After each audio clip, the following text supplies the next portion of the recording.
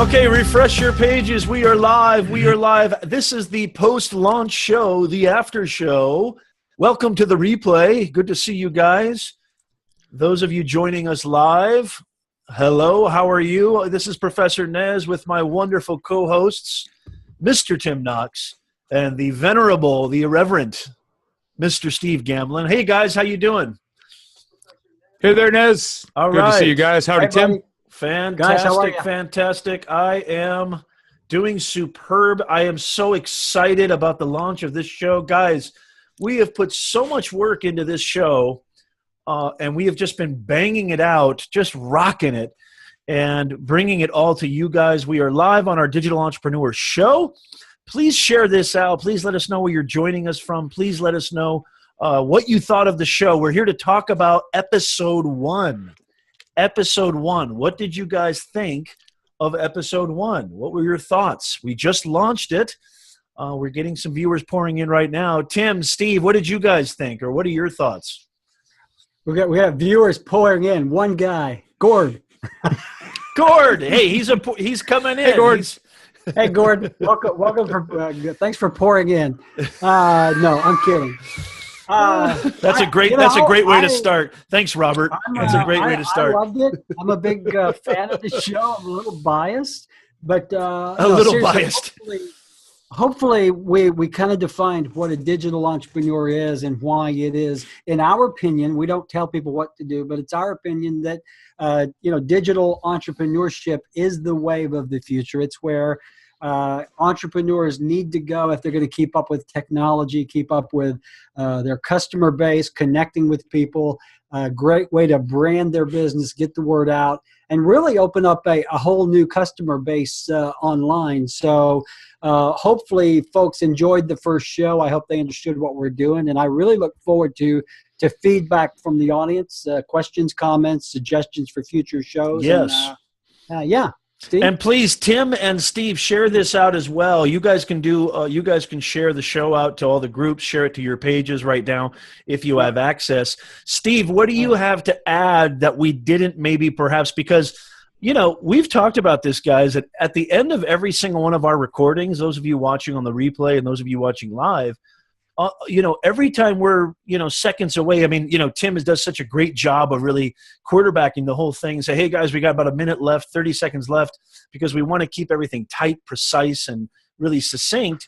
We always feel like we have so much more to add. So, Steve, do you have anything that you maybe want to add right now as we're getting those pouring in? As we're getting the pourers come in. It's pouring, ladies and gentlemen.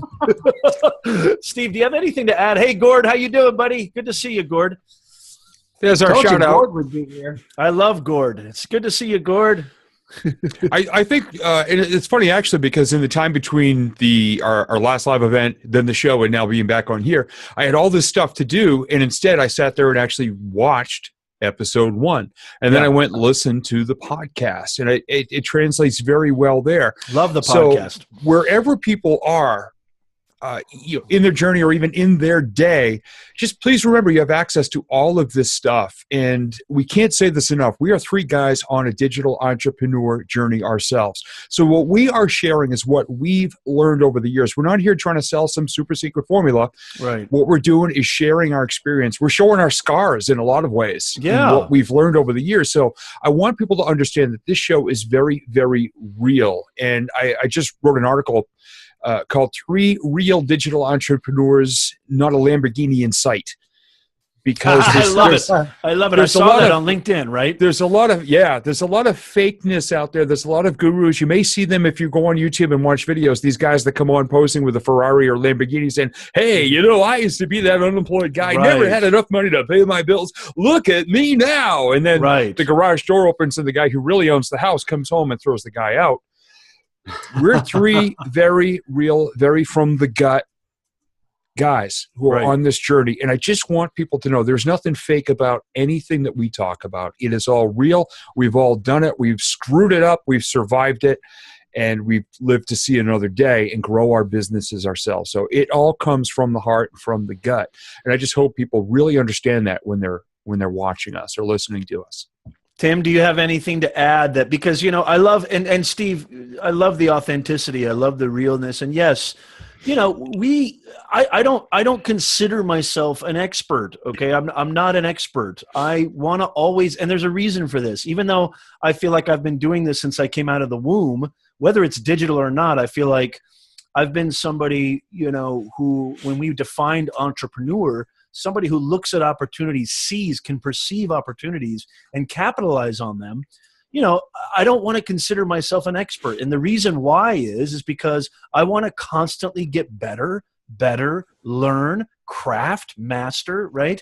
And I don't feel like I ever want to be known as an expert, right? So the conversation can keep unfolding. Tim, what are your thoughts on everything? And then Gord has a great question we can get to. Yeah, my thoughts on this is just, come in and listen to this show with an open mind. And, the three of us, we've been doing this a long time. I've been a serial entrepreneur going on 30 years. I was online, back when everything was dial up. I've been on YouTube, 12, 13 years, Facebook. I was one of the early adopters there. And, I started in an offline business. I had a website design company. I had a software company. I was in retail for many years. And I used digital or online to augment every one of those businesses. And I think that's what I think people to think about more than anything is just because you don't immediately consider your business to be a business that should be online or that should be digital, I want you to check out this show because we talk about the other day we did an entire 30-minute show on Joe the air conditioner guy and how he used digital to enhance his business, and we covered YouTube, websites, blogs. So just to come in with an open mind and don't feel like there's no such thing as a dumb question. There's only people who don't ask dumb questions. I love what you go ahead. No, I love what you said there, Tim. Sorry, I love what you said there because the thing that I like to say is that the medium is the only thing that's changed. I mean, you as an individual, small business, big business, the way that you tell your story, the way that you connect, engage with your audience, your customers, your patients, whomever that may be, Joe the plumber, doesn't matter. Nothing has changed as far as like level of personability, engagement, really, serving your customers, serving them in a really effective way. It's just the medium has changed. And correct me if I'm wrong, Steve, but when I say the medium, I'm saying, kind of piggybacking on what Tim just said, this digital kind of ecosystem, this digital sort of landscape has provided such a beautiful accessibility. I mean, you guys know I'm all in on live video, but I love YouTube and video creation and video storytelling. Steve, do you want to add to that? And then Gord has some great questions we can get to that. Thank you, Gord. Go ahead, Steve. Yeah, I think the digital landscape and all these tools are out there, and so many people are already wandering around there. And I see what people are posting online and social media, et cetera, every day. And I'm thinking, it's almost like when somebody comes up and they do something evil and people say, well, if only you could use your powers for good. Yes. People are already, they're tracking dog crap all over the internet already, in social media, ranting and raving all day long. Imagine using these tools to actually build your business and build a good, solid reputation out there and extend your influence out in a positive way. And I think part of what we're trying to talk about is here are these tools. You're already kind of out there anyway. Why don't you use these to benefit your life and maybe make the world a little bit of a stronger presence on social media and electronically, digitally, through your website, through your blogs. Start telling the world your story instead of bitching about everybody else's stories. What's really funny that you say that, Steve, is that I teach at like probably every college and university in the Southern California in my immediate 50-mile radius. When I had Owen video on my show, he called me the entrepreneurial professor because professors don't get paid jack, ladies and gentlemen. Professors don't get paid anything. It's kind of sad that a rapper can make $20 million a record when he talks about shooting cops, but a professor who actually is in charge of rearing the next generation gets, less than a Starbucks, barista, right? So I'm hustling at all these different universities. And exactly what Steve and Tim are talking about, what the show is about, I'm finding beautiful ways to do what I love and make money, get a little bit of financial freedom. Awesome point, Steve. Thank you so much. Let's get with Gord. Gord has a great question. I'm in the middle of getting content for my website, but it's not fully done. Do you believe in getting out what you have out there ASAP and then tune into a better level as you go? What do you think, Tim? Yeah, I think that it will never be perfect. You know, I hear this a lot from people that I work with, my coaching students, just not only on the entrepreneurial side, but on the author's side, because my primary business now is I have a publishing company where I work with writers and authors who never think it's right. Mm-hmm. And so, you know, if you wait until it's perfect, you'll never do anything because it's never going to be perfect. You know, take this show, for example. I mean, we really, you know, we just jumped into this thing, a week ago? And we look at what we've done. Is it perfect? It's far from perfect, but it's out there and it will evolve. We talked about this. We talked to Brian Johnson yesterday, and we were talking about the evolution of how all of us have changed as far as our YouTube channels. You know, when I do my YouTube show, it looks nothing like this, but this is what it used to look like.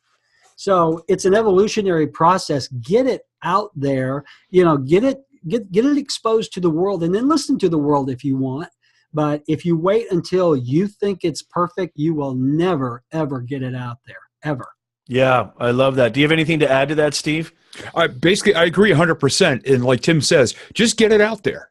The world will tell you if it sucks. And I've talked to so many people, and I coach speakers, and I coach people working on their articles and writing blogs and stuff, and they say, well, I can't put this out there yet because it's not perfect. And my question is always the same. How do you know it's not perfect? Right. It's uniquely you as it is. You might be exactly what the world is looking for right now, and somebody might love you because you're not perfect. Right. So just get it out there. And another thing people worry about is, well, it's not perfect. The whole world's going to know that I'm not good enough. The whole world's not going to look at your website. Yeah. A 1/10000000th of 1% of the world might hear about you in your lifetime. So don't think that it's the end-all be-all if you put an article, a video, a website out there and it's not perfect yet, that the world is going to say you're full of crap and they're never going to talk to you again. Put it out there and just keep adjusting forever. You know, I mean, Tim and I had a conversation, you know, just a real kind of happenstance conversation, and we liked each other's vibe. We dug each other's energy. And, you know, I had Steve on the show on my Nez Nation Live talk show, and obviously our energy was compatible. And, you know, we just said, let's do it. We just said, let's do it. And I told my audience, and Tim and Steve know this, I go, look, am I thinking that this is going to be, you know, the greatest show of all time? I'm sure damn well going to try my hardest to make it so.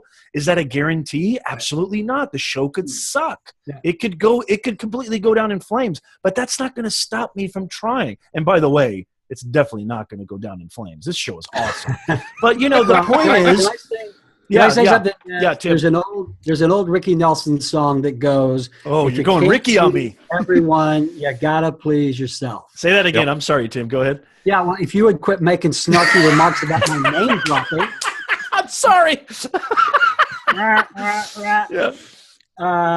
Steve, do you just want to sing that song for us? Sing it for us, Steve. You don't want me singing it, but it's a beautiful song by Ricky Nelson called Garden Party, and basically, it was his reaction to an audience not digging what he was doing. Right. And he says, you know, you can't please, you know, I learned my lesson well, you know, you can't please everyone. You got to please yourself. And right.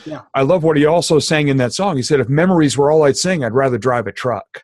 Yeah. Right. Because he was so into what he was doing, but the world wanted him to be something else. But he said, hey, man, here's who I am and what I'm doing. Teenage idol. Okay, I'll stop. I love Ricky Nelson. Okay, so hey, Daniel, thank you for joining us. You know, so do it, tweak it, adapt it. If you feel respond, this is what this live is all about, right? Tim and Steve, we're trying to get feedback from you guys. What's working? What's not working? How can we better serve you? How can we adjust? Because you have to adjust. As Tim said so eloquently earlier. Well, I don't know about eloquently. Maybe that's going too far. But you and your big words. You know? Sorry. Would you quit waving your credentials in my face? You know what's funny? You know what's funny is these words aren't even big. Steve knows that. Well, every once in a while I get introduced with a big word and I'm online looking up. I'm like, did he just insult me or was that like a compliment? I mean, if you now I know how to. Now I know. Okay, now I know how to stump you guys. I'm going to put that. Okay, in my now we're turning into the View. Now this is why I'm such a fan of live. And there goes my dog. My dog's going off. I have to leave. Okay. All right. So, so we also have. Okay. Let me get. I think this is a really good question too, and then we'll kind of wrap it up here. As an entrepreneur, because it relates to our first episode, Gord asks, as an entrepreneur, how do you wear all the hats? I find this overwhelming. What things do you consider for outsourcing rather than to try to do everything? And then we'll call it a wrap. You want to take this first, Tim? Yeah. Can you hear my dog going nuts down? That's my my Maltese. If you got to go, we understand. Yeah, if you got to go do your thing, go do your thing. She may just be barking in the background. That's okay. You know, this is something we're going to talk about on a future show is outsourcing and delegation. Yeah. You know, when you first start out, chances are you are going to wear every hat. You're going to do everything. And that's just the nature of the beast. But eventually you've got to figure out what's the best use of your time. You know, we talk about working on your business and not in your business. Is the best use of your time behind the counter at your Subway franchise, or is the best use of your time working on the marketing and getting more customers in the door? So starting out, you've got to wear all the hats. I hear people whining about that all the time. There's just so much to do. I can't do it all. That's the nature of entrepreneurship. That's what we do. If it was easy, everybody would do it. The key is to do it until you can afford to let someone else do it. And then you delegate the things that are not crucial to bringing in revenue. You know, you outsource the personal assistant stuff, the clerical work, the accounting, that sort of thing. So you can work more on those things that bring in the revenue. So you got to get used to wearing hats. It's just, again, the nature of the beast. And just remember, I mean, you could have to go back to a job on Monday. So, and you might be wearing a hat. Yeah. And also, I mean, that's definitely a big topic for a future show, because a lot of entrepreneurs don't like to, delegate their response. They want to do everything for themselves. I know I'm definitely in that category. I don't like anybody touching my stuff, my videos, my content. But as Tim said, I'm not going to use the word eloquently. So eloquently. Yeah. But I mean, you got to understand that there has to be a point in time that you've got to be productively intelligent and say, you know what, I got to spend my time where it's best served for my business and for what I want to achieve. And you know what, somebody else can handle this. Steve, last thoughts. Hey, Tim Longwell's in the house. Good to see you, Tim. Steve, last words, and then we will bounce from this stream. Yeah, just to add on to what Tim just said, and I agreed 100% with everything he was talking about. Early on, you've got to do everything. But when you get to the point where... Do you really agree with 100% of what Tim says? I do. Okay. Yeah, because I've been there. Man, I'm about 5 years behind him as an entrepreneur. I'm pushing 25 plus right now. I think one of the things you have to do is on a Sunday night, just pick a Sunday night, go in front of a mirror, write down everything you have to do on Monday to make your business survive.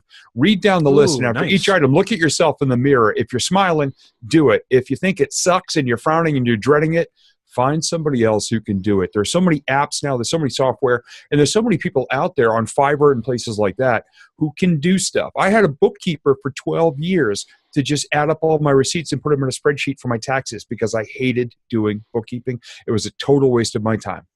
Fantastic. Okay, I think I might just stay on here and answer more questions if you have them. I know Tim's got a kind of situation at his home base. Tim, thank you for joining us. Appreciate it. Guys, make sure, and Tim, I know Tim's going to write in the comments, or maybe Steve will, or I will after I'm done. We're going to write the links in the comments. The page that we're broadcasting from has all the information, but we'll also leave that in the comments so how you can enjoy the show. Sign up, subscribe to the YouTube channel, check out the podcast. You will love it. Scott Patton, no, don't go, Tim. He's got a dog situation, and we all know. I got to tell you, Scott Patton and I are old buddies. We've known each other since both of us had really dark hair. And someday I will tell you the story of, I used to do seminars and boot camps, internet marketing boot camps, and I had Scott come all the way from Canada to Alabama. And I introduced Scott to what we call a hush puppy. Do you guys know what a hush puppy is? A hush puppy. I've heard of a hush puppy, yeah. A ball of breaded lard. I love it. At Long John Silver's. Scott had never had those in his life, Ooh. and I put a basket of those in front of him, and he devoured them. He came in the next morning, supposedly about to go on stage, going, "Is there a bathroom nearby?" So anyway, Mylanta, aisle 12. Wow. Yeah, Scott and I also, we do a lot on Udemy. We do a lot of courses together. But I do have to bounce because I have a situation with a rescue dog. But no problem. Hey, don't forget, we're going to start next week. The show will be on Tuesday and Friday at noon Pacific time with replays and live chats throughout the week. So I got to go, guys. You guys keep it up. Thank you, Tim. Take care, Tim. Bye, guys. God bless. All right. Can you hang around, Steve? Or you I still have some water left. We still have some water left. Okay, fantastic. So, so I wanted to actually, continue with. Hey, Jamie's in the house. Good to see you, Jamie. I just wanted to continue. If you guys had any other questions, good to see you, Jamie. If you have any other questions for, us, the hosts of the Digital Entrepreneur Show, something that we're so proud of. Our first episode just launched at noon Pacific time. And that's 3 Pacific time on the East Coast. I'm sorry, 3 p.m. on the East Coast. Yes, Eastern time. Eastern time. The time zone thing always gets me jacked up. But please make sure you go ahead and check out the show. It is on SoundCloud. It is going to be on iTunes, I think, what did Tim say, Steve, like in a couple of days? It's going to be a couple of days. Yeah, the processing to get it over to that, it just takes a little bit of time. Of course, this show got up and running so quickly that to get all the tools in place became a bit of an issue, but it's going to be up there very, very soon. Yeah. And so, again, we're going to be talking about very current state-of-the-art topics. We had a live show that we did before, we launched, where we talked about how, the three of us, because we're working in the game, okay, this is what I love. This is the difference between, what I really despise about education, because education has a lot of theoretics in it, where you're getting actually 3 people who are experiencing digital entrepreneurship as we speak, literally right now in our lives. I know Steve's got a thriving business. Tim's got a thriving author business. I'm doing coaching and consulting on the side as well. And we're doing the best we can to bring our side hustle dreams into the forefront so we can make it our full-time hustle. Some of us are working in the full-time hustle. And that's what this show is all about. This is your sort of epicenter, your headquarters, your base, your resource center. So you don't have to go out and search around the, Internet of Things. What am I missing? What do I need to do? How do I get started? Where's my gear? How do I do content marketing? What kind of content should I start with? What is digital entrepreneurship? This is your home base.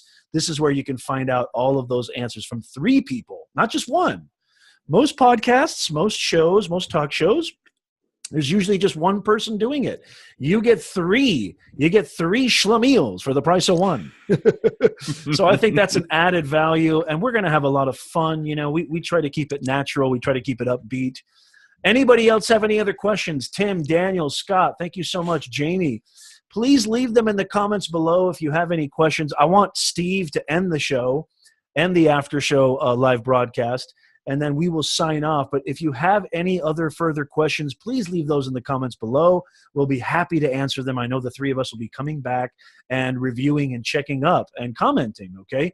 Steve, give our audience maybe a couple of just final thoughts, of, what the Digital Entrepreneur Show, what kind of value and what you want to leave them with before we get out of here. Anything at all, Steve? Yeah, for me, the whole reason for being here is, as a professional speaker, I don't want to be, and I decided this years ago, I don't want to be like some of the speakers I know who are absolutely miserable. Now, some people enjoy this, but I don't.